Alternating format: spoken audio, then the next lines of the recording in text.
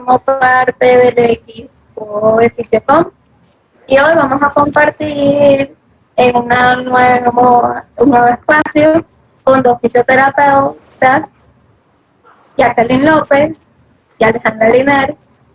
El MICOM consiste en un espacio para compartir, debatir entre fisioterapeutas de un tema particular. En este caso vamos a hablar del área neurológica de adultos versus pediatría. La licenciada Jacqueline López es egresada del CUR en el año 2017 como licenciada, forma parte de la coordinación del servicio de estimulación temprana del programa Macamburo de la Concepción, de la maternidad Concepción Palacios. La fisioterapeuta Alejandra Linares, también egresada de CUR, licenciada en el año 2017. Tiene muchos años en el área neurológica, comenzando en el Hospital Universitario de Caracas y actualmente en la clínica Carlitos Huerta de la Guardia. Bueno, entonces vamos a dar inicio al tema. Le damos la palabra a las dos licenciadas.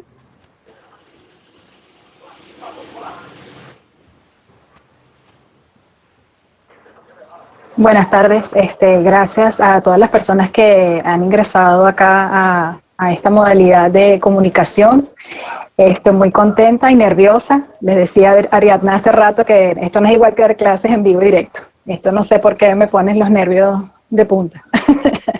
Pero bueno, muy agradecida y orgullosa de este equipo de muchachos del Fisiocom por tener estas iniciativas para compartir conocimientos, para conocernos entre todos los que formamos parte del gremio y para que los estudiantes se vayan empoderando y conociendo las diferentes áreas en las cuales tenemos injerencia como fisioterapeutas y también ir actualizando las prácticas de lo que hemos venido haciendo durante mucho tiempo. Entonces, de verdad que estoy muy agradecida, orgullosísima de mis muchachas lindas del Fisiocom y los muchachos también. Y bueno, contentísima de compartirlo además con Alejandra, que es tremenda colega, tremenda profe y tremenda amiga. Bueno, mis corazones, gracias de verdad por esta invitación. Orgullosa de ahora ser parte de este excelente equipo de fisioterapeutas, ya colegas, compartir este meet con la licenciada Jacqueline, que no es nada fácil, y como ella misma dijo, estoy completamente nerviosa. No es lo mismo dar clases a nivel presencial que por aquí, es algo horrible, estoy hasta sudando. Yo creo que más nos hace o nos pone nerviosa el hecho de que sean ellas las que fueron hace poco nuestras estudiantes, las que nos estén dando ahorita las directrices de cómo vamos a actuar, de qué es lo que vamos a decir, cómo lo vamos a hacer. O sea, creo que eso nos pone nerviosas. Entonces, de verdad orgullosa de compartir esto con ustedes y bueno, gracias por la invitación y bueno, esperemos que sigan así. La fisioterapia les hace falta esa iniciativa que ustedes han tenido hasta ahora. Gracias, de verdad, gracias.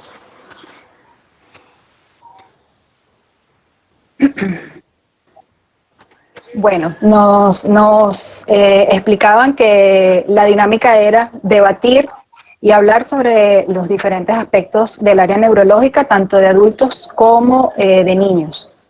Íbamos a hablar o tocar el tema de lo que era la valoración en niños con alteraciones neurológicas y en el adulto, por supuesto.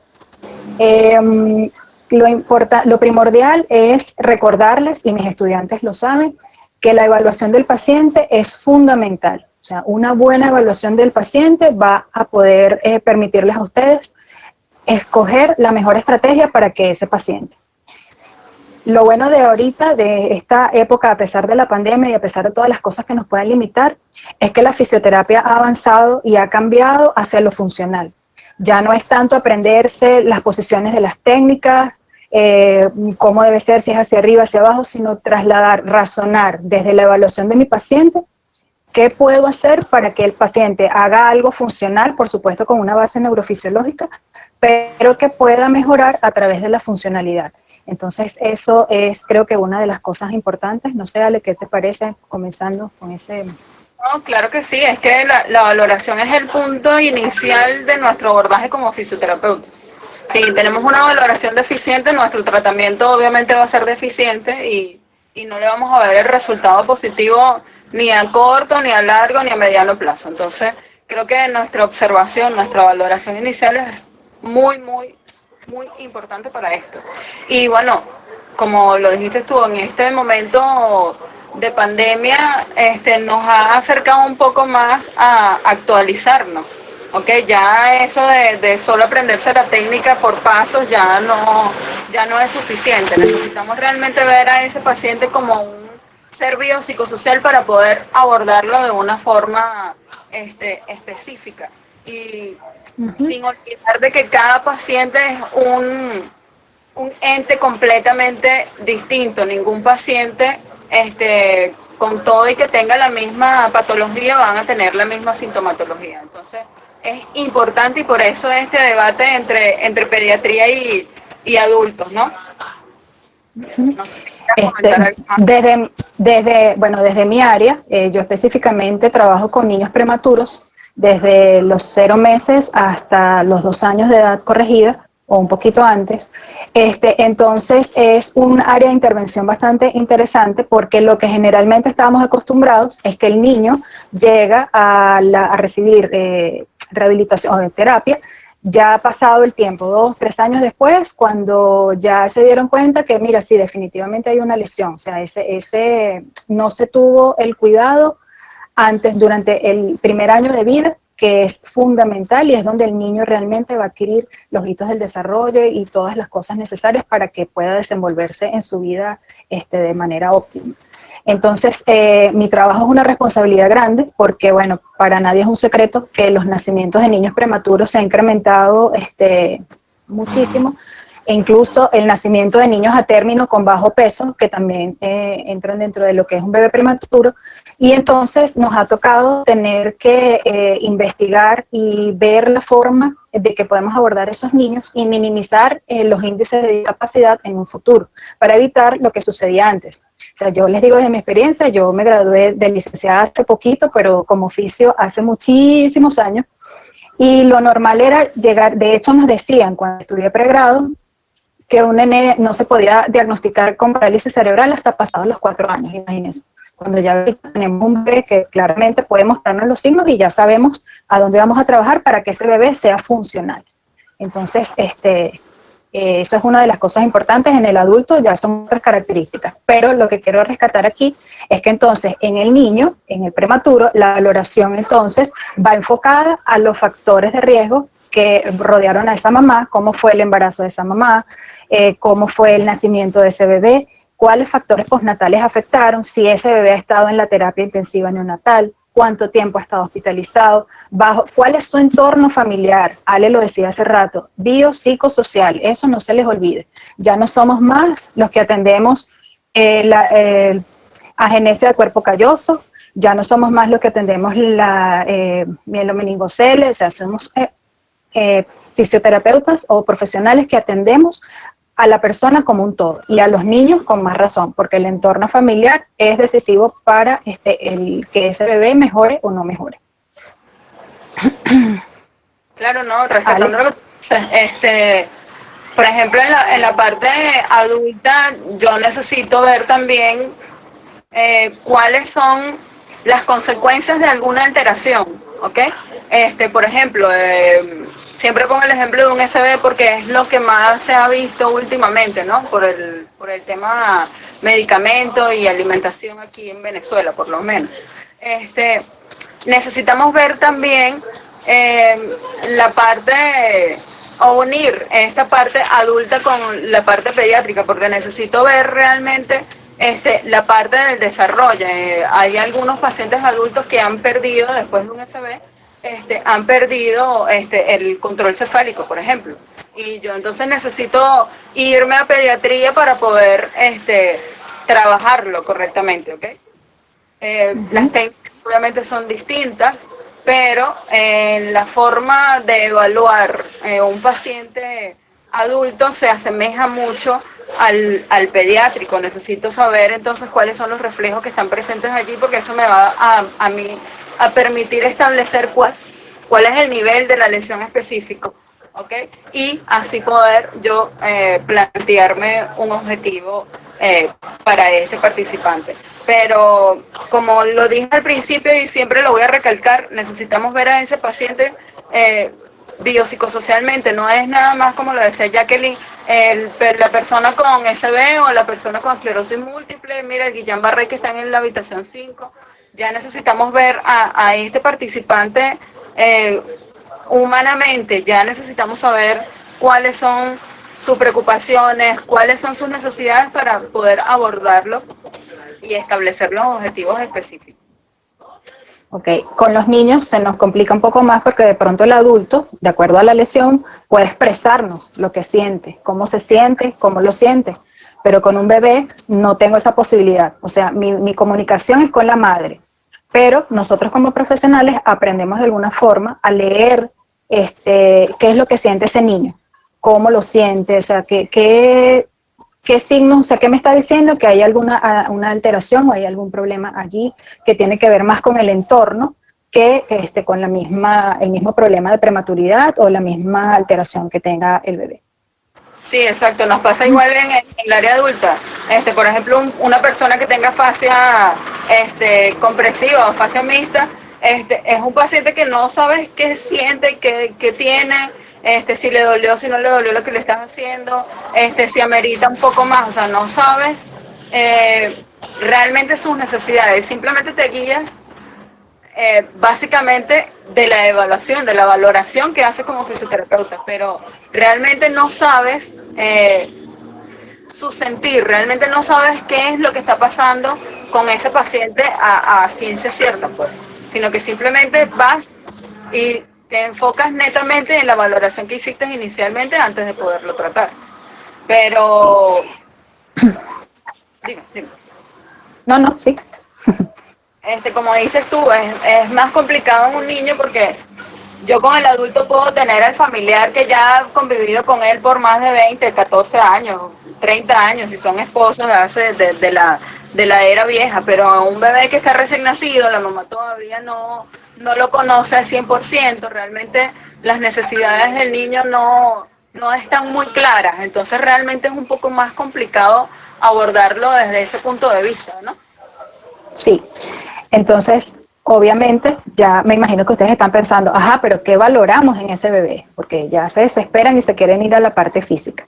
Entonces es importante, tanto con el paciente adulto como el paciente bebé, debemos conocer el entorno de esas personas. Como está diciendo Ale, de repente, si es un adulto, ese matrimonio tiene 30 años, ¿en qué condiciones están? Porque todas esas cosas emocionales influyen.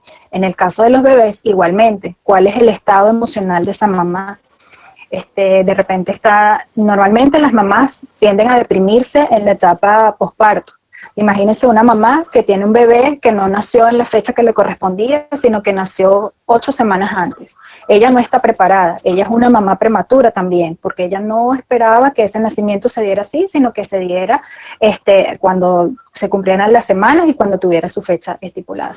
Entonces, eso es un factor que hay que trabajar, aunque nosotros somos fisioterapeutas, a veces somos fisiopsicólogos, pero eso es importante, o sea, no humanizarnos en la atención de esto. De repente, si no podemos brindar la ayuda adecuada, canalizarlo para que otra persona recuerde que eso es otro aspecto. Debemos trabajar con un equipo multidisciplinario, no somos solo los fisioterapeutas los que estamos, hay que compartir el trabajo con terapia ocupacional, con psicología, con trabajo social, con los médicos, con enfermería, para poder lograr que ese paciente mejore. Entonces, como les decía, en el caso de los niños hay que ver cómo está esa familia, si está estructurada, si es una madre soltera, en qué condiciones va a estar ese bebé, porque si yo tengo un bebé que nació de 32 semanas en un hogar donde estaba esperado, deseado, con unos padres estables, y tengo un hogar en el que está una madre soltera que tiene muchos hijos, que eso me va a influir en la forma en que ese bebé va a responder a la estimulación que yo vaya a diseñar cuando me plantee mis objetivos de tratamiento con ese bebé. En que en ese momento, como dices tú, si es una madre soltera, las necesidades del bebé cambian, porque La madre soltera tiene que comer, tiene que bañarse, tiene que hacer comida para el resto, tiene que atender al resto de los niños. No es una atención directa, ¿no? Me imagino, o sea, debe ser completamente distinto. Al Sí, igual sí, que en el adulto, si es una persona que está sola, no va a ser lo mismo tratarlo que cuando tenga un familiar que lo pueda ayudar a movilizarse, a pararse, a caminar. O sea, realmente es complicado la atención, realmente. Es complicado, claro. pero para eso está nuestros estudios previos, ¿verdad? Y nuestra investigación previa para nosotros poder entonces definir qué es lo que vamos a abordar realmente, cuál es la necesidad real del paciente, porque yo puedo tener a un paciente con una patología específica y mi abordaje o mi lectura en esa área me dice que nada más tengo que normalizar tono, que es lo que hacen siempre, normalizar tono, normalizar sensibilidad y facilitar patrones básicos. Ajá, pero ya va. Esa es la necesidad real del paciente que estoy atendiendo, que estoy abordando, o necesito ir un poquito más allá de lo que me dijeron en clase, que normalizar sensibilidad, normalizar tono, no, ¿sí? O sea, necesito ver un poco más allá y para eso es la valoración como tal, ¿no? Nuestro abordaje específico. Y pasa creo que igual con pediatría. O sea, necesitas Sí, realmente observar. siempre les digo que somos unos observadores, unos mirones. O sea, donde estamos, está el bebé, lo estamos evaluando, está la mamá, vemos cómo se relaciona, los muchachos que han ido pasantías conmigo se dan cuenta. Y ya después de varios días dice, ay, profe, esa mamá como que es desprendida de ese bebé, ay, esa mamá como que no presta atención a lo que uno le dice. Entonces, todas esas cosas hay que considerar. Y como tú decías en la valoración, más allá de lo físico, que sea, bueno, el niño está hipertónico, el niño está hipotónico, el niño utiliza más el hemicuerpo derecho que el izquierdo. O sea, son cosas, por supuesto, que son importantes porque de eso se trata nuestro trabajo, del movimiento corporal. Entonces, obviamente nosotros tenemos que buscar que ese movimiento se normalice, que esas características de tono mejoren para que ese bebé pueda ser funcional, que es lo que hablábamos al principio y es lo que está diciendo Ale también con el paciente adulto. O sea, que si yo voy a hacer un movimiento para normalizar, que sea algo que el paciente le deje algo, no repetir por repetir. Entonces, claro, con el bebé de alguna manera es un poco más fácil porque tenemos el juego y es más fácil estimular a través del juego que a un adulto, pero ¿por qué no? También con un adulto a veces yo creo que es válido, ¿no? Trabajar a través del juego. Es que las actividades lúdicas funcionan hasta con el adulto. Yo siendo supuestamente normal, a los que me conocen, que soy completamente normal, yo puedo, puedo ser más productiva si la cuestión es divertida, es dinámica. Si la cuestión Por es supuesto. así, cerrada, nada más con los parámetros que me dice un libro, ahí yo no funciono. Yo necesito observar un poquito más allá, necesito activarme. Y eso pasa también con el paciente. Porque no es lo mismo un paciente que está después de 5 días de hospitalización, que ha estado solo con la enfermera en terapia intermedia, por ejemplo, y que salga a la habitación y tú lo vas a tratar igual, no es lo mismo, ¿no? O sea, se va a sentir como apagado, coloquialmente hablando, ¿no? En cambio, si Uh-huh. tú llegas con una dinámica distinta, si le estás haciendo la misma terapia de siempre, pero bajo otros parámetros, en este caso lúdicos, el paciente te puede reaccionar más, se puede sentir muchísimo mejor y al siguiente día te va a decir, ¿qué vamos a jugar hoy? ¿O qué vamos a hacer hoy? Vamos a jugar carta, vamos a jugar, ¿ok? Pero siempre manteniendo el objetivo, ¿ok? Pero sí, Uh-huh. funcionan, actividades lúdicas son geniales y a mí me encantan muchísimo. Los que han pasado por mis manos en el clínico y en la clínica saben que yo soy medio tosti, ¿ok? Pero porque yo busco, profe, pero eso usted me dijo que no, aquí sí funciona, necesitamos eh, poner amena la situación porque si no el paciente se va a encajonar, como se dice Claro. coloquialmente, no va a progresar positivamente. De hecho, fíjate que estos días estuve en una conferencia buenísima de neurorehabilitación colombiana Excelente. Y ellos están utilizando para los niños con parálisis cerebral realidad virtual. Entonces ponen al chamo a un videojuego, eso es realidad virtual, y es impresionante cómo un chamo con una PC, con una hemiplegia espástica, el chamo rompe el patrón de movimiento impresionante a través de ese juego virtual. O sea, él cree que está jugando, o sea, hace la simulación del juego y es maravilloso, de verdad, cómo estimula al chamo y hace algo que a él le agrada y que para nosotros es funcional porque logramos que haga el movimiento, buscamos que rompa ese patrón flexor que tiene, pero con un fin, una utilidad. Y eso para el cerebro es mucho más, más productivo, más positivo y más aprovechable. Que si lo ponemos entonces con las típicas, bueno, posiciónalo como dijo Bobat hace 1000 años, entonces a él eso no le va a pasar. Mejoramos el tono de momento, pero cuando se vaya, eso va a empeorar. En cambio, ya cuando registramos una sensación, un movimiento que para él tiene sentido y significado, va a ser mucho más productivo. Entonces me pareció bien interesante esto. Claro, nosotros tenemos de repente limitaciones en los espacios donde estamos, sobre todo a nivel público, porque sabemos que lamentablemente no contamos con esos equipos, pero bueno, ya eso es una realidad, eso ya se venía trabajando con los exoesqueletos y todas esas cosas que ya se estaban dando, pero ahorita esta pandemia hizo que entonces como que se aceleraran los estudios y las investigaciones para ver cómo es el trabajo con estos pacientes a través de estas herramientas tecnológicas y me parece maravilloso. Pero bueno, claro, esperemos que nosotros también podamos usarlos algún día. Es que de eso se trata este tiempo de relajación, como digo yo, ¿verdad? Porque te permite a ti leer un poco más, abordar un poquito más de lo que ya tenías en conocimiento. Y voy a rescatar algo que tú dijiste de las actividades, porque antes de esta pandemia tenía un paciente con una hemiparesia derecha, pero el participante era chef y su afición era cocinar a la parrilla cerdos, ¿ok? Con esta hemiparesia el paciente no podía hacer nada, estaba deprimido, estaba, bueno. ¿Y qué empecé a hacer? Empecé a hacer actividades alejadas de la misma función de Bobat, de los mismos ejercicios de Bobat, de la misma facilitación de FNP, de la misma normalización de la sensibilidad de Ruth, que por ahí me dijeron que ya no se está usando. Exactamente, sí, ya no se usa. Exacto. ¿Qué hice? Entonces apliqué todas esas bases neurofisiológicas de esas técnicas, ¿ok? Que en algunos no tienen unas teorías basadas en la evidencia como tal, ¿ok?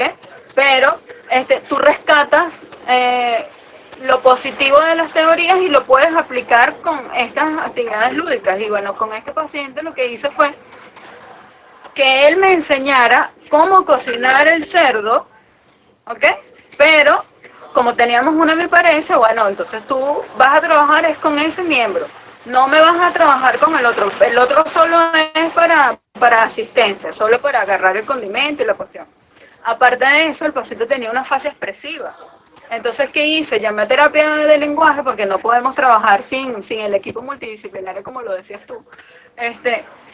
Y entre ambas hicimos un tratamiento perfecto y ya ahorita sigo al paciente en Instagram y ya el paciente está cocinando, está utilizando ambas manos, ya está expresándose muchísimo mejor que como estaba.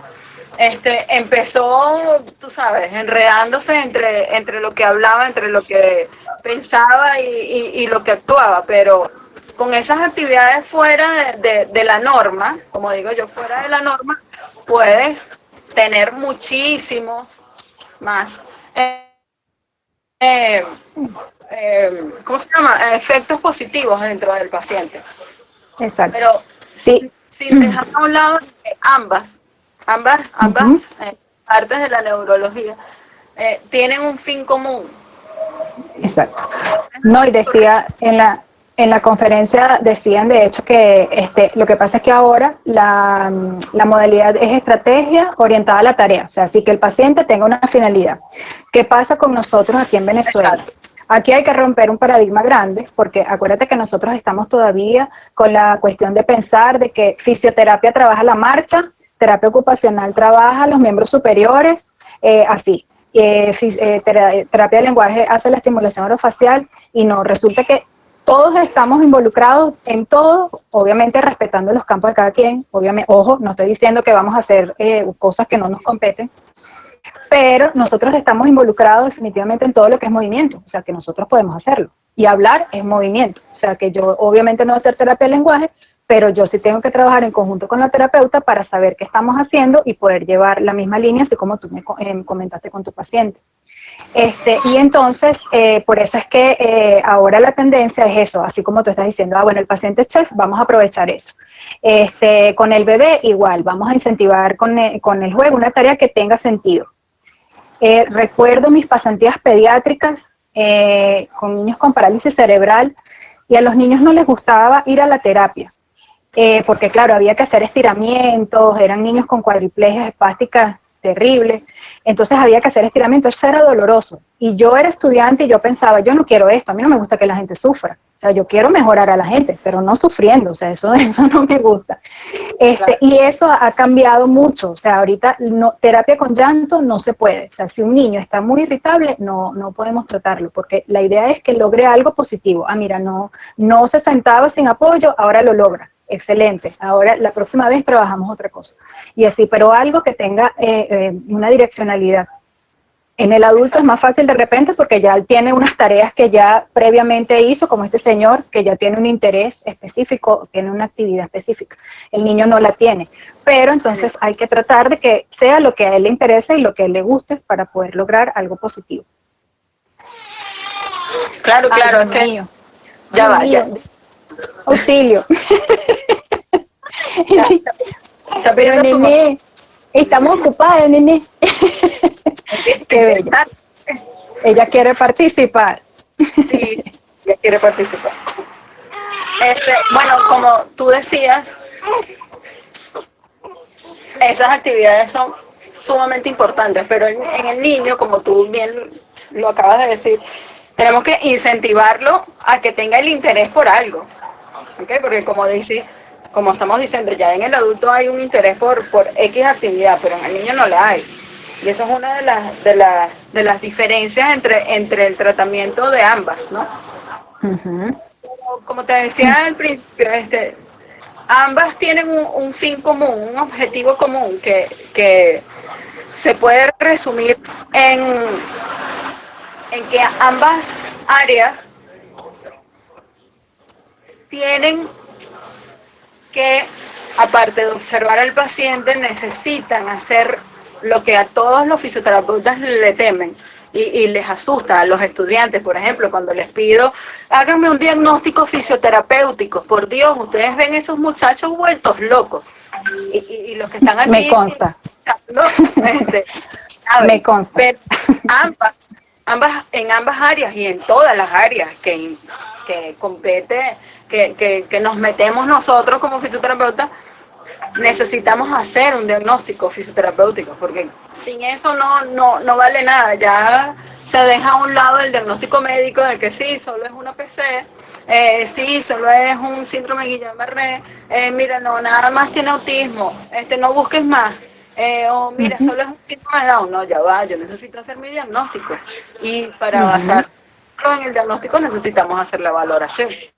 Sí, y otra cosa importante, antes que lo olvide, es que debemos comenzar a usar test para hacer las evaluaciones, así como los lesionados medulares usan el ASIA, o sea, acostumbrarnos a eso. Nosotros, los venezolanos, bueno, por lo menos en mi experiencia, si hacemos unas buenas evaluaciones y observaciones, pero subjetivas. O sea, nosotros todo lo hacemos observándolo y en eso somos los mejores, porque observamos todo. Hay un desbalance aquí, hay esto acá, pero nos cuesta la utilización de los test. Y eso, claro, no es sencillo, porque entonces saben que esa información a veces no está de repente cómo interpretar los resultados.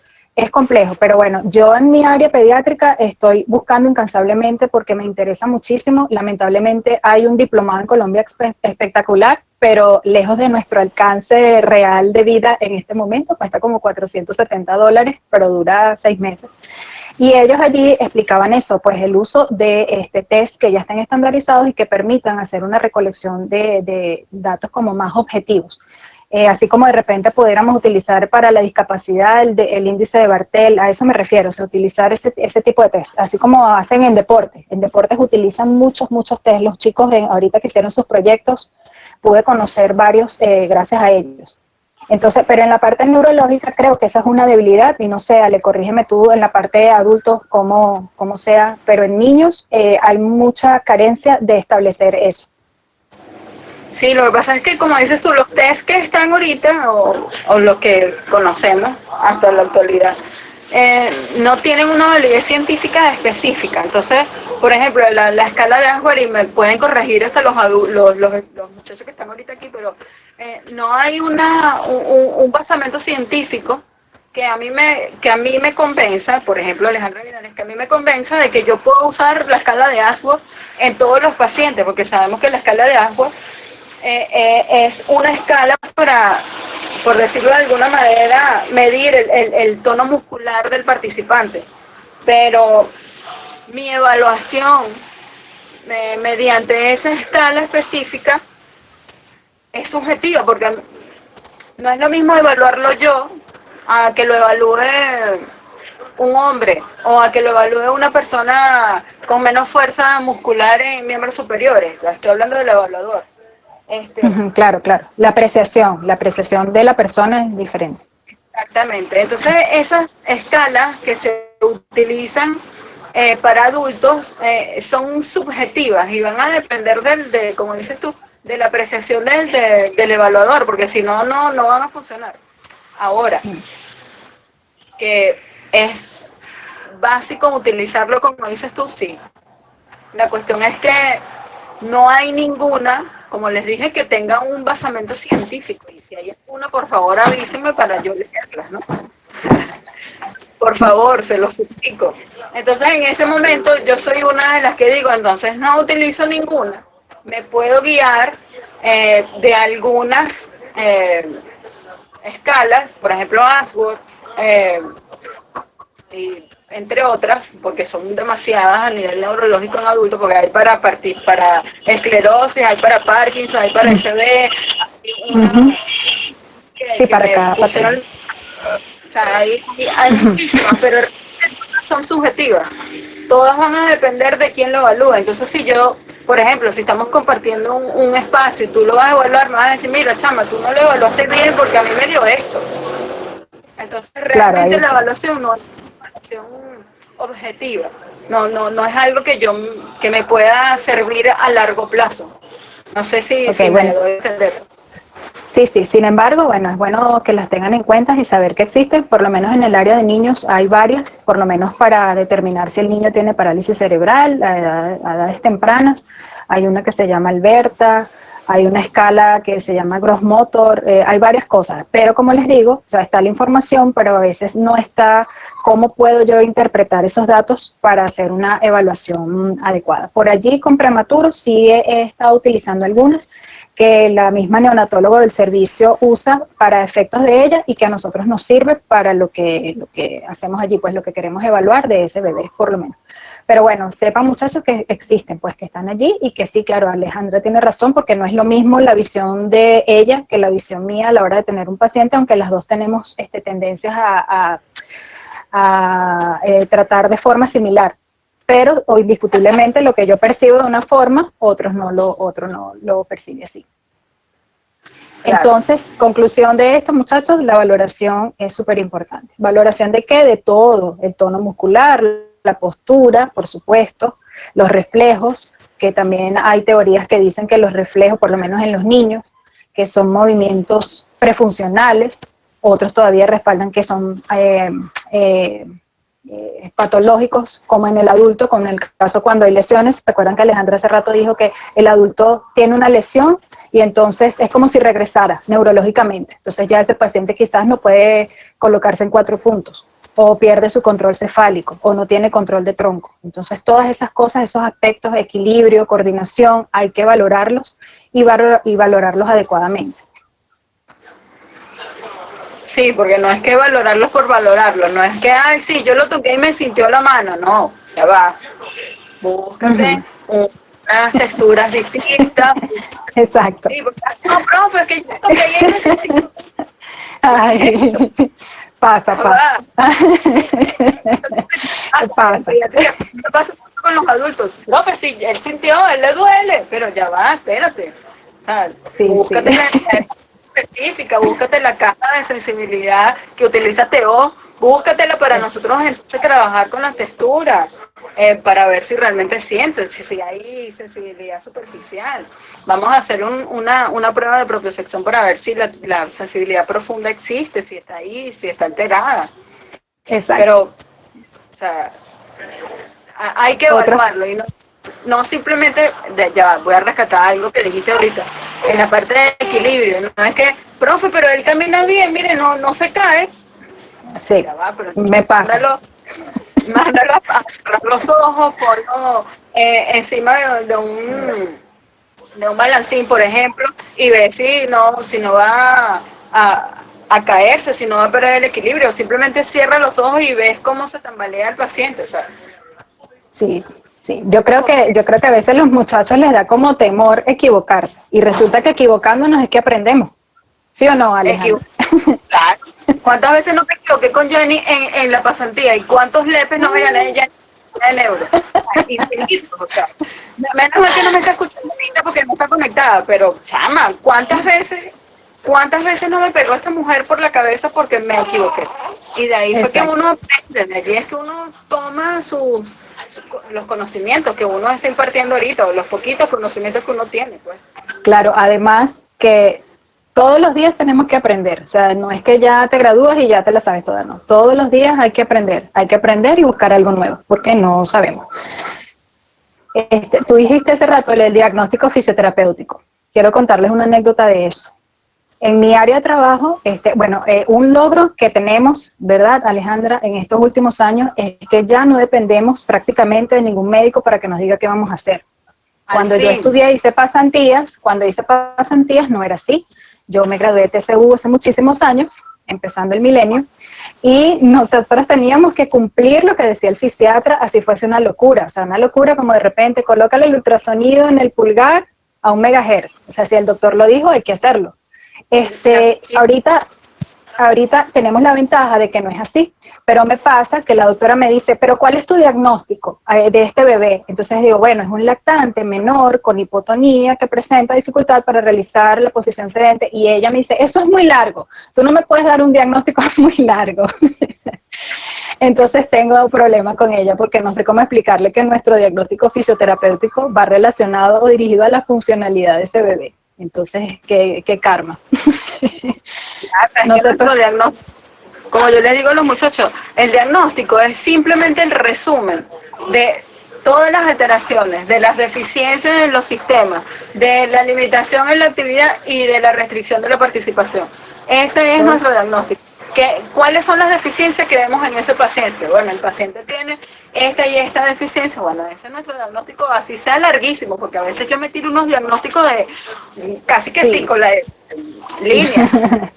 Pero Ok, y estudiantes que están participando, ¿cómo se llama ese modelo bajo el cual hacemos este diagnóstico con la restricción en la actividad, en la participación, la cosa? ¿Cómo es? ¿Cómo se llama? Si no lo dicen, Alejandra. con el diagnóstico. No buscamos las notas, ¿oyeron? Ok, pueden mandar el mensaje, por favor, para ver si saben. Vamos a ver si responde. Vamos a ver si responde. Ajá, muy bien. Ah, ya. Ok, excelente. Gente cool. ¿Está salvado? Ok, ok, muy bien. Entonces, es importante que tengan eso en cuenta. Es muy importante para poder también trazarnos nuestros objetivos de tratamiento. Exacto. Sí, señor. De allí es donde realmente vamos a ver que cada paciente es un mundo. Como dije al principio, sin importar la patología, cada paciente es un mundo. Si hacemos Cada nuestra partic- valoración correcto, y si tenemos nuestro diagnóstico bien establecido, objetivo, y sabemos realmente lo que vamos a tratar, ese paciente le sale rapidito, sale en el sentido coloquial, ¿no? Pero Mejora. mejora, ¿ok? Mejora con tiempo, sabes que el paciente va a estar contento, mira, cónchale, ya me puedo poner a caminar, ya puedo pararme, ya me puedo poner los zapatos, ya me puedo... Los estudiantes siempre preguntan, y no sé si te ha pasado, profe, ¿y cómo sé que ella mejoró? Bueno, es fácil. Con algo mínimo, el paciente te diga, mire, doctora, porque nunca se te va a olvidar del doctora en los pacientes. No, ya no le presto atención. Hoy me puse las medias, ya eso es un objetivo logrado. Ya hiciste una facilitación de patrones básicos, que es colocarse las medias. ¿Ok? Ya facilita una actividad de la vida diaria. Exactamente, exactamente. Ya con ese cambio mínimo, doctora, ya por hoy me pude tomar el vaso de agua sin botarla. ¡Wow! Ya eso es un logro. Ahora, Bastante. que el logro, por ejemplo, en el adulto tarda muchísimo, sí. Pero como yo siempre les digo, el que trabaja neurología adulta y pediátrica necesita trabajar con el paciente. Realmente necesita sudarse el tratamiento del paciente para verle un objetivo, porque de nada vale hacer nada más estiramientos y propiocepción y ya. Ah, no, eso con el estiramiento se mejora. ¿Qué No, va? Necesitamos no. hacer ejercicio, necesitamos hacer actividad enfocados en nuestro objetivo de la fisioterapia y movimiento corporal. Si nada más, chao pescado, chao, ni en el adulto ni en el niño. Necesitamos hacer actividades. Sí. Con el niño, aparte de que ya hablamos de lo que se valoraba, también está el desarrollo motor. Entonces debemos saber cuál es el desarrollo motor normal para poder evaluar a mi bebé. En el caso de los prematuros, nosotros tenemos que sumarle la edad corregida, porque tenemos que restarle las semanas o los meses que le faltaron a ese bebé para nacer para poder hacer la evaluación motora. O sea que si a ese bebé le faltaron 8 semanas, entonces tiene 2 meses de edad menos. Si tiene 5, no va a tener 5, sino va a tener 3. Entonces tengo que hacer lo que ese bebé de 3 meses, lo que haría un bebé de 3 meses. Eso hay que explicárselo mucho al familiar. Nosotros involucramos mucho a la familia, papá, mamá, abuela, hermanos, todos los que puedan participar, explicándole lo importante de que este trabajo no solo sea en la terapia, sino que también tiene que ser en casa. Le digo, mamá, aquí está media hora, 40 minutos lo que soporta el bebé, y en casa está el resto de la semana contigo. Entonces, ese trabajo, el logro, lo vas a ver es si haces ese trabajo como una hormiguita.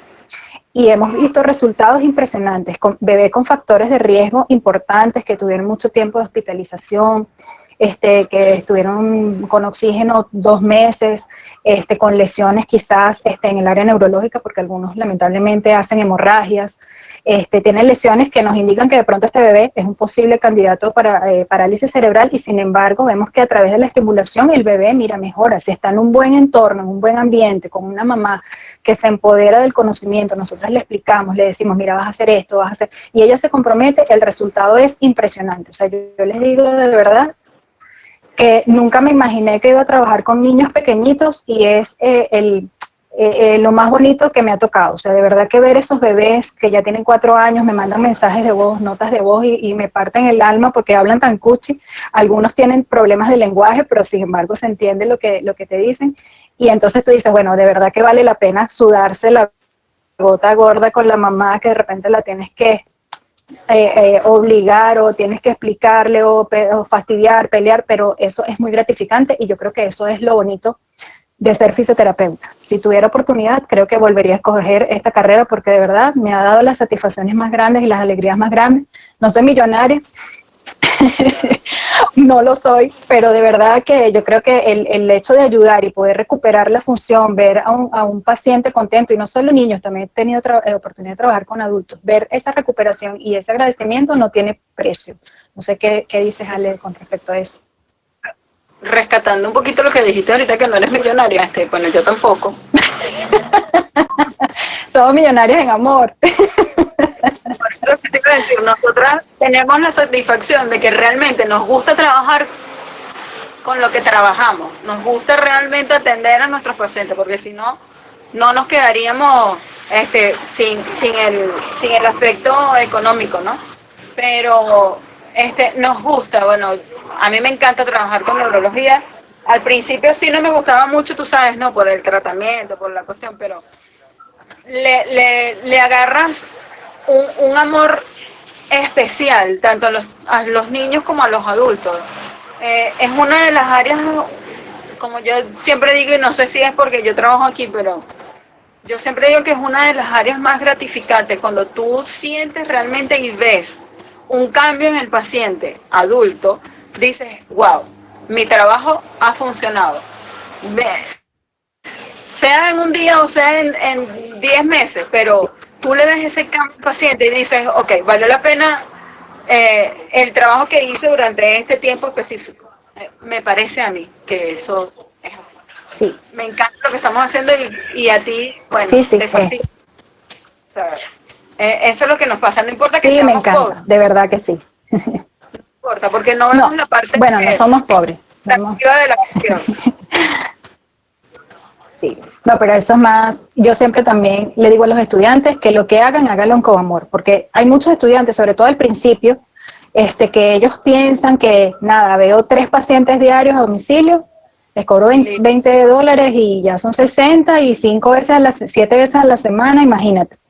Pero la realidad no es esa. La realidad es que ahorita económicamente ciertamente hay mucha gente que sí puede pagarlos, otra que no. No tiene que ver con que regalemos nuestro trabajo, ojo, sino que la realidad es diversa. Yo he atendido muchísimos pacientes gratis, así como he atendido otros que me pagan mucho y me regalan cosas. O sea, yo creo que más allá de esa gratificación económica es la gratificación de que haces lo correcto y que haces el trabajo bien con amor.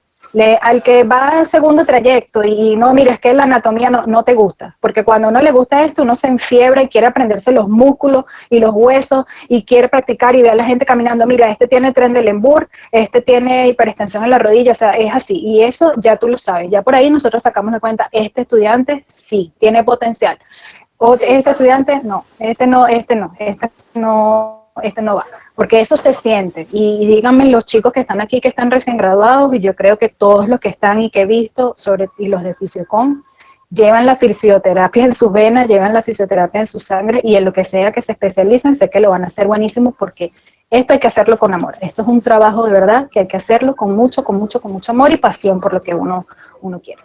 Que ellos tienen ahorita la batuta de la fisioterapia y me encanta que la tengan porque nosotras en nuestra época no tuvimos estas herramientas tecnológicas como para yo poder decir, mira, vamos a hacer esto, o sea, no teníamos esto. Entonces, este grupo de colegas lo está utilizando perfectamente. Necesitamos dar a conocer qué es lo que hacemos porque no hacemos solo masaje, no hacemos solo estiramiento, no solo damos drenaje linfático, no solo trabajamos con suelo pélvico, sino que trabajamos con más cosas, con más áreas, y áreas que realmente no, la gente ni siquiera piensa y ni siquiera nosotros como fisioterapeutas podemos imaginarnos en qué podemos trabajar actualmente, o por lo menos nuestra generación.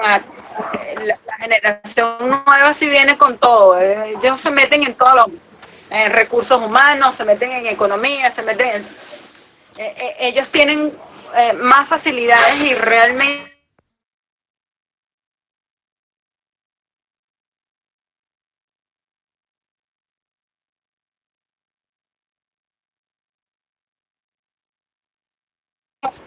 un punto específico y quiero que ahí me acompañes tú, pero creo que dentro de los criterios, rescatando otra vez el tema, ¿no?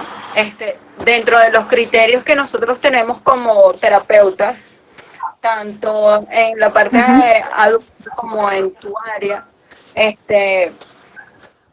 tenemos que rescatar algo importante, que la valoración, uno de los criterios es que la valoración sea lo más objetiva posible.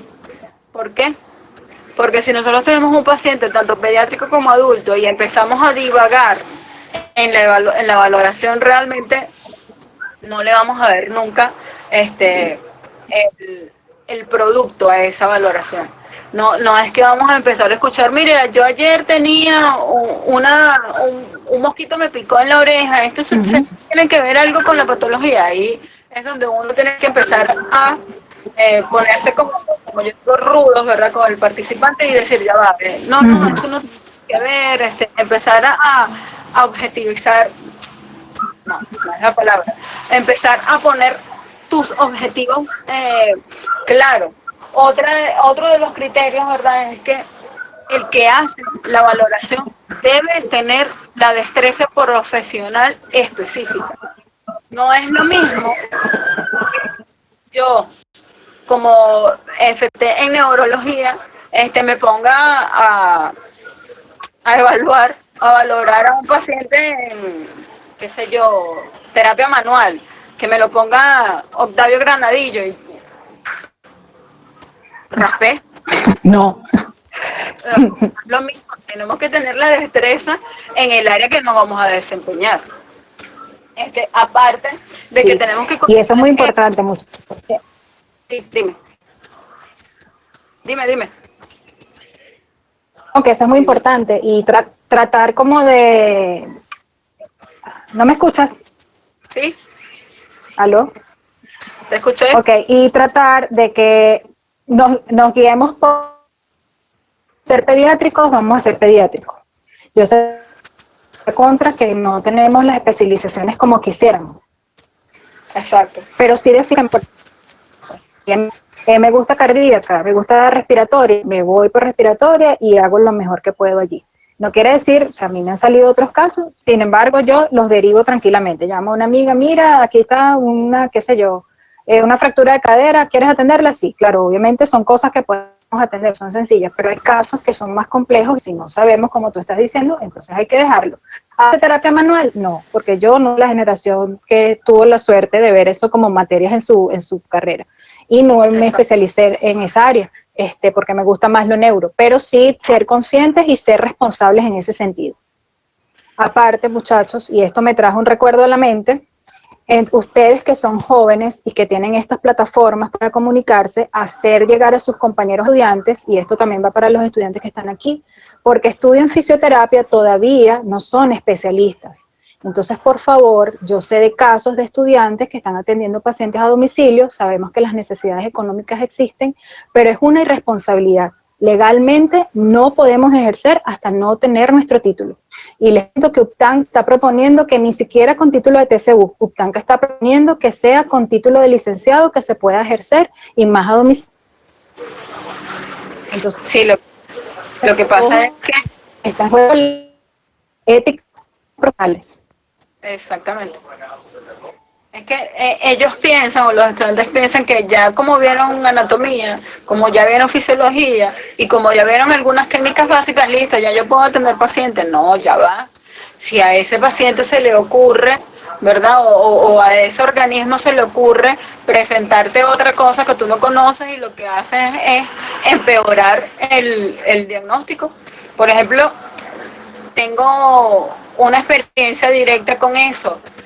No conozco a varias personas que se han graduado como fisioterapeutas, voy a poner aquí entre comillas, porque Edward, puedes opinar.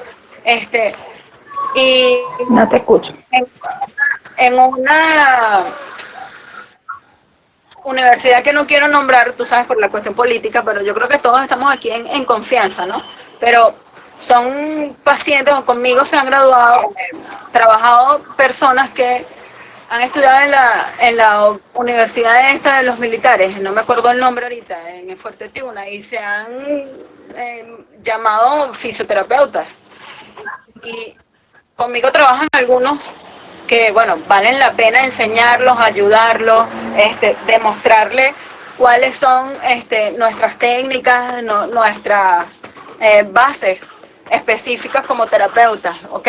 Pero hay otros que no toman en cuenta eso y que simplemente hacen un tratamiento empírico y en vez de mejorar al paciente lo que hacen es perjudicarlo más, empeorar el cuadro. Y eso pasa con los estudiantes porque ellos no están Y esto les tengo una guerra a todos y creo que hasta me odian algunos. La mayoría me odia por eso, porque yo les tengo una guerra a los estudiantes que no han pasado ni siquiera el proyecto, por ejemplo. No han pasado el segundo trayecto y quieren atender a un paciente neurológico, a un paciente pediátrico, a un paciente con terapia manual, a un paciente con alteraciones respiratorias. Y, Dios, no están en la capacidad. No están en la capacidad de resolver cualquier complicación que ese paciente te pueda presentar. Pueda presentar.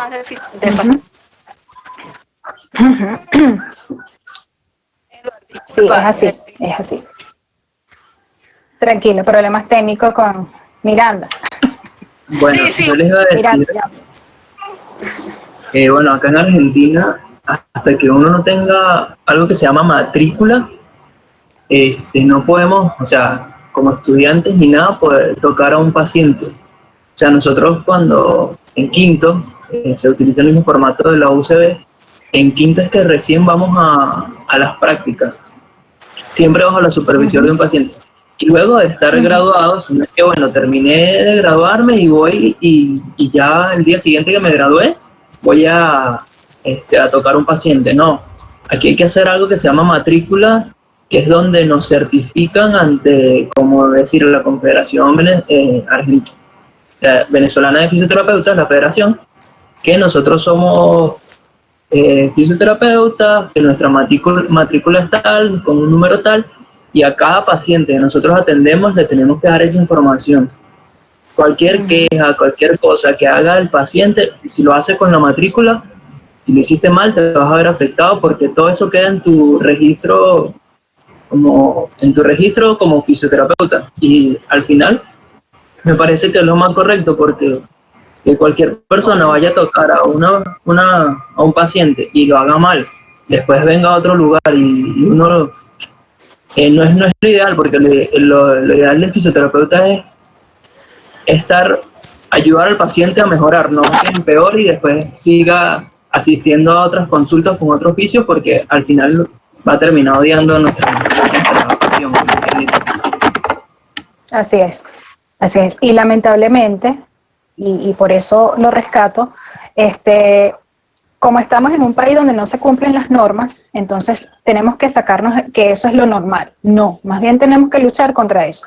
No está bien, yo no lo puedo hacer. O sea, no porque los demás lo hagan, entonces yo también lo hago. Lo grave es que hasta cobran dinero por eso. Y a veces hasta los pacientes pagan más. No sé si es porque son más jovencitos o no sé, pero entonces tienen esa suerte. Entonces eso es muy delicado. Y ya que Fisiocon llega a los jóvenes, eso es un tema muy importante y que, bueno, ténganlo en cuenta para futuras reuniones que hagan con los jóvenes por allí. Sí, Ale, nos desviamos del tema.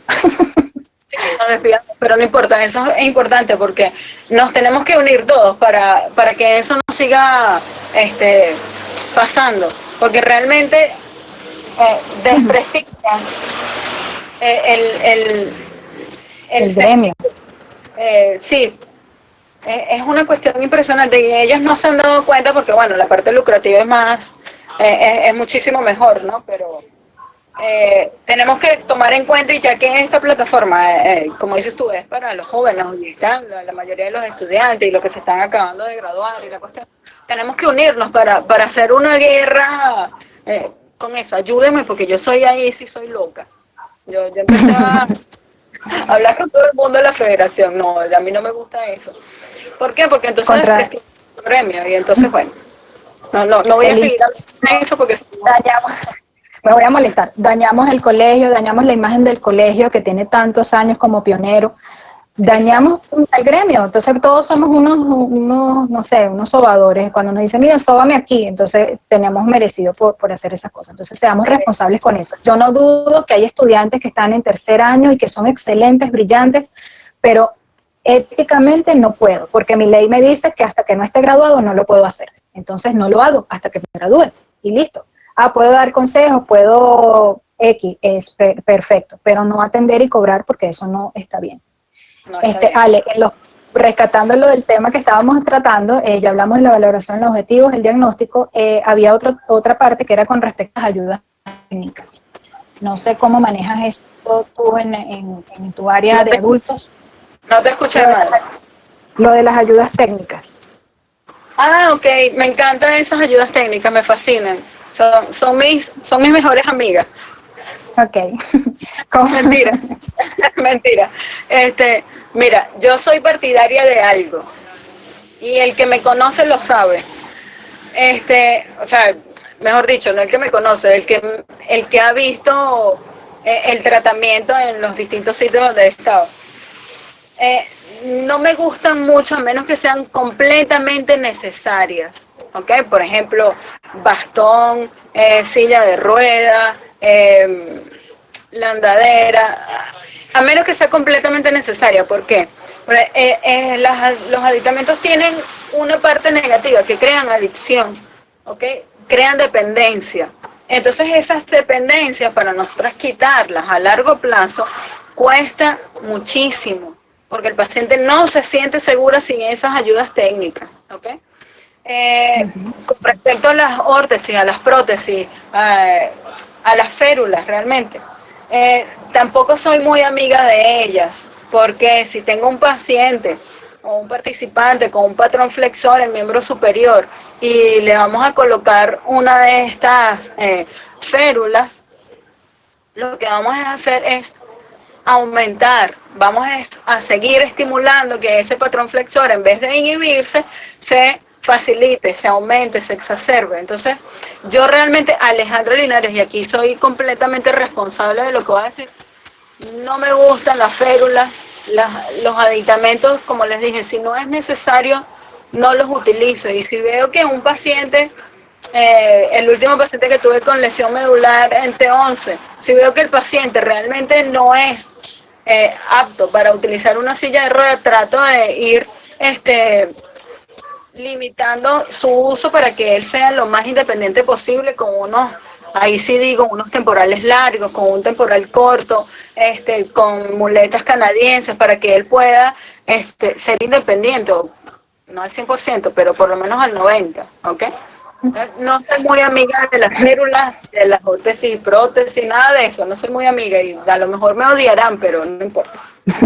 No, pero es que partiendo de que queremos es que el paciente se independice, ¿no? Y que sea lo más pendiente de que nuestras vidas no están adecuadas para usar esas cosas, están rotas, están dañadas. Creo que eso hace propenso a las personas, sobre todo a los adultos mayores, de sufrir caídas y complicaciones. Sí, también, exactamente. En el caso de los niños, bueno, nosotras, por ejemplo, no hemos usado hasta ahora ninguna andadera, nada de esto, pero sí a veces es necesario las órtesis, sobre todo en niños que tengan algún pie equinovaro, que es un postoperatorio de eso, pero igual yo pienso también que eso es como la faja en las mujeres.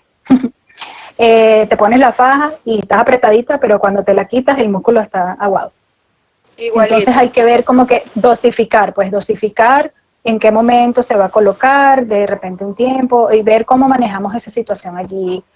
Creo que muchas cosas están avanzando en ese sentido, pero bueno, en nuestra área específica, porque yo no trabajo, como les dije, con niños grandes con parálisis cerebral, sino con bebés hasta los 2 años, no hemos tenido necesidad de utilizar muchas ayudas técnicas. Exacto. Y no, yo no las uso mucho porque, como te dije, exacerban el patrón.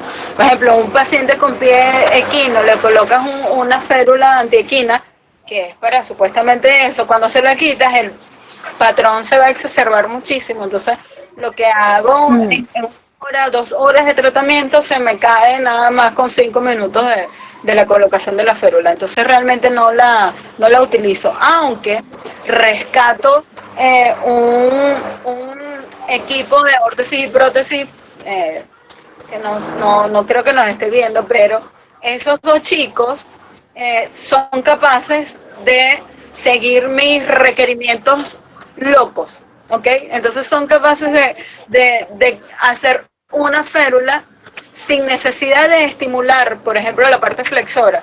Son geniales para eso. Entonces, con ese grupo de trabajo, con esos 2 chicos de órtesis y prótesis que son licenciados de nuestro CUR, he trabajado en 3 oportunidades y me han parecido que son geniales para eso.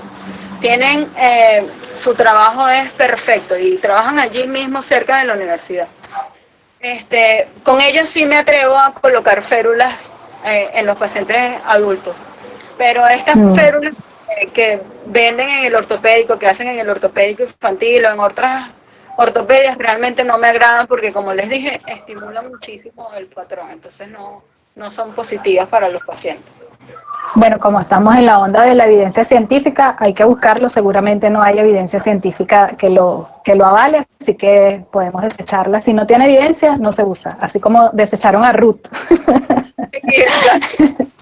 A Ruth la desecharon completamente, o sea que no tiene, se demostró que no hace nada, o sea que ese cariñito que le hicimos a los pacientes lo perdimos, no hay nada de eso. ¿Qué te parece? Y sí, creo que la mayoría de nuestras técnicas de neurología no tienen basamento teórico. No, no lo tienen. No lo tienen, no lo tienen, no lo tienen y lo he constatado en unas jornadas de neurorehabilitación colombianas muy buenas y sí, estamos de verdad que bastante desactualizados en esa parte. Pero sí, tranquilos muchachos, estamos actualizándonos para pasarles esa información. Sí, las teorías que nos avalan técnicas son las teorías que los propios autores nos las escriben, ¿no? Pero de resto, evidencia científica, negativo el procedimiento.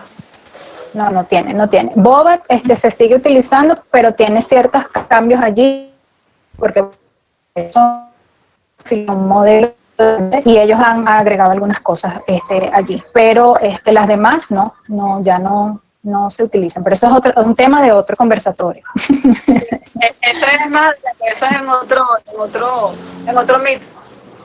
Sí, y tú habías mencionado en los puntos también barreras de comunicación en la atención del paciente neurológico. Ajá, sí. Habíamos... Ok, tranquilo. Ya volví. Comerciales. Barreras de comunicación en la atención del paciente neurológico. Sí, como les dije, por ejemplo, si hay un paciente con afasia mixta o simplemente con afasia expresiva o con afasia comprensiva, para mí es una gran barrera de comunicación. También es barrera cuando hay algunos pacientes con SB que después del evento, ¿sí?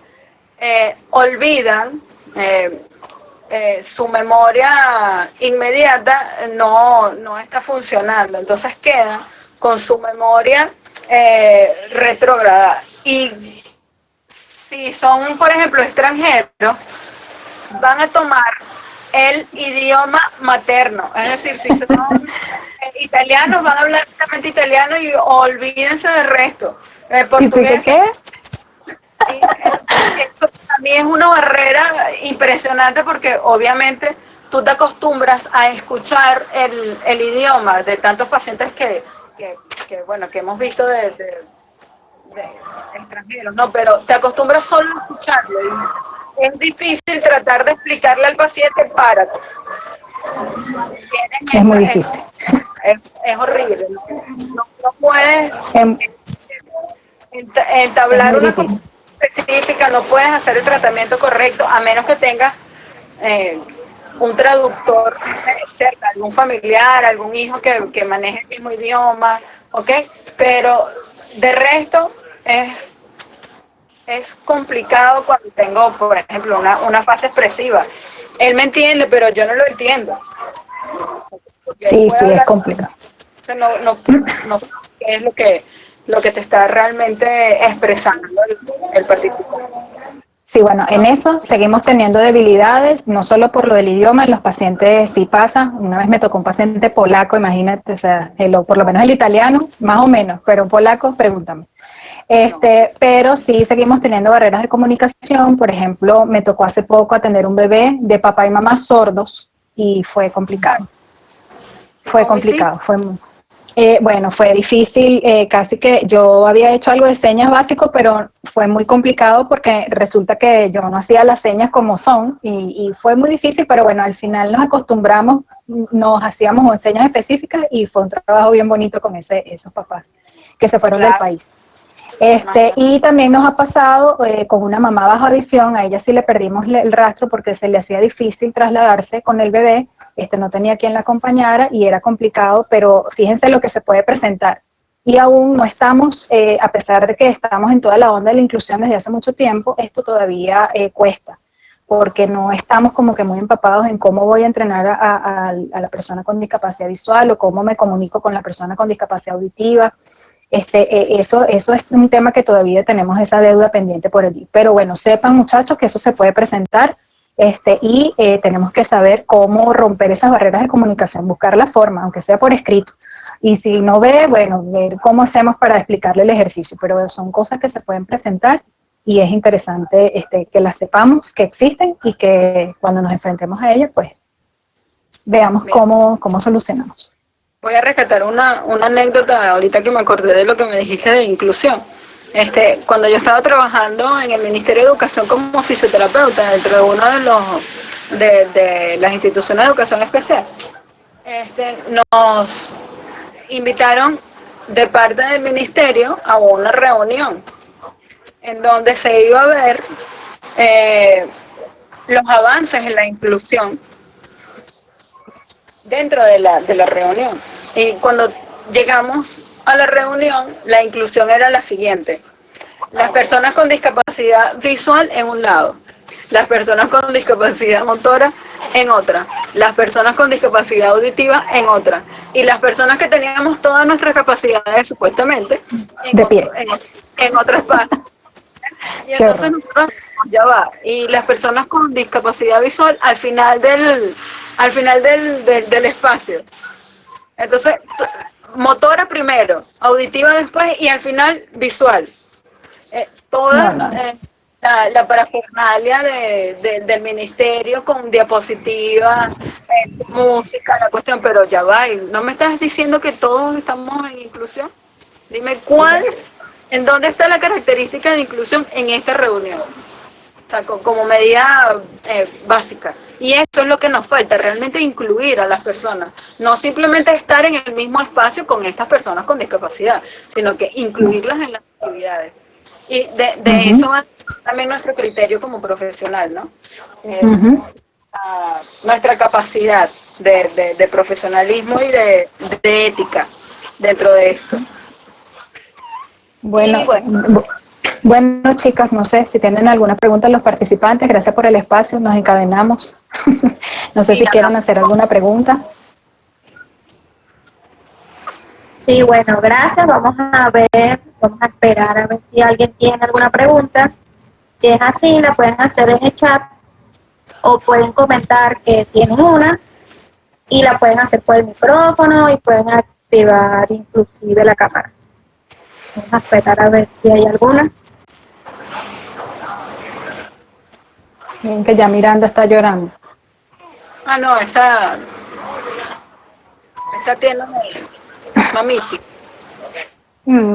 Claro, pero si tú tienes lo que a ella le importa. Y con tetitis, exacto. Ok. Bueno, parece que no hay preguntas, todo quedó claro, perfecto, como en clase, o sea, qué maravilloso. Qué maravilla, vale. Yo pensé que hoy iba a ser distinto. Lo que pasa es que amenazaste con la nota hace poco y entonces la gente se asusta. No, muchachos, no importa, la nota no importa, tranquilos, aquí se pueden equivocar. Chévere, si no hay preguntas, bueno, agradecida de verdad por la oportunidad, y bueno, esperamos en un futuro hacer alguna otra cosa interesante por allí. Después hablo con Mayre y con Ariadna porque tenía una propuesta para ellas. Y bueno, de verdad contenta con la iniciativa de ustedes, muchachos, los felicito de verdad. Espero que los otros chicos que están por graduarse sigan con el ejemplo y que sigan siendo tan interesados y tan apasionados por su carrera como lo son y lo han demostrado hasta ahora. Sí, bueno, gracias, de verdad, gracias a las chiquillas por la invitación y a los chicos de Fisiocon. Realmente estoy muy contenta de estos espacios porque nos hacen hablar un poquito más de lo que teníamos planificado, ¿verdad? Y conversar aquí entre familias.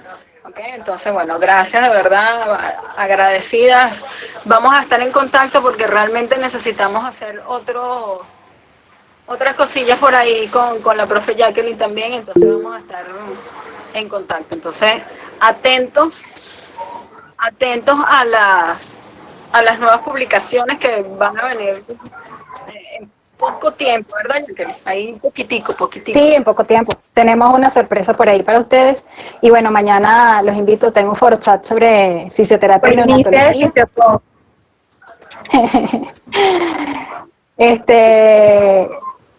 Sí, Gresley, yo también morí cuando supe lo de Ruth.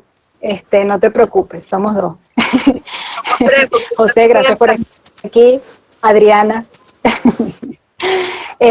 Y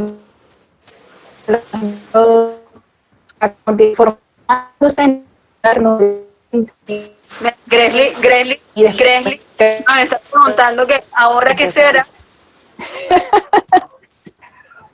Deja el chisme, muchacho.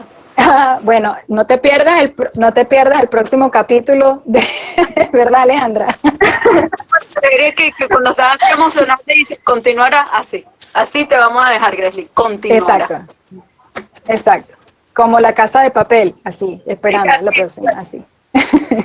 Y estos días Bueno, muchísimas gracias. y Nahuara al final Muchísimas gracias a ustedes, a los espectadores, a los integrantes que estuvieron aquí, que no se despegaron, importantes. No se olviden, la próxima semana otro jueves pero esta vez va a ser en Instagram. Sí. Y bueno, próximamente esta grabación del mes va a estar en YouTube. Ay, Qué lindo. buenísimo. Ok, chao. Gracias, Cuídense. chao, buenas tardes. Buenas tardes. Chao. Gracias, buenas tardes. Un abrazo para todos. Besitos.